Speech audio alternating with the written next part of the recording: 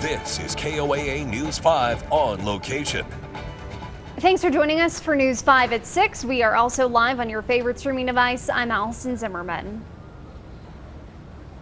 And I'm Diane Derby, live at the Colorado Springs Airport. New tonight, COS announced the return of nonstop flights to Atlanta. This will go into effect next summer. It means a connection to the busiest airport in the world. Our Bill Folsom has been looking into this and how it will impact all of us. Bill. Yeah. Busiest airport means you're going to an airport with close to 900 flights a day. You're connecting with just one flight, but having all those options. There are other airlines out here that go to hubs in other parts of the country, but from Colorado Springs, there are not a lot of options to the southeast part of the country. This fills that gap.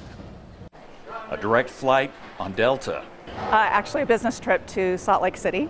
Charlene Boland flies for business and pleasure, sometimes out of Colorado Springs, also Denver.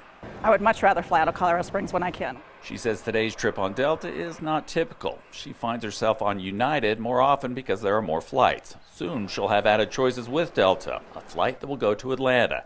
It's Delta's main hub with choices to a couple hundred locations. Like many travelers, Bowen looks for reasons to fly out of Colorado Springs.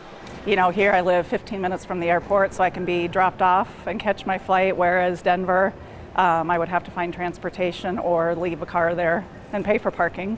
It's not only a major hub, but it also is one of our major underserved markets. Another important element of the Delta addition is plane size. Many airlines operate out of Colorado Springs with smaller regional jets. The Delta flight to Atlanta will happen on a full-size Airbus jet that seats 150. Delta's other route to Salt Lake City is also transitioning from a 50-seat plane to one with 70 seats. It all points to the growth happening in the region, bringing increased passengers to the airport. We've seen more seats grow in our market. The Atlanta route that Delta is flying will be flown on a mainline aircraft.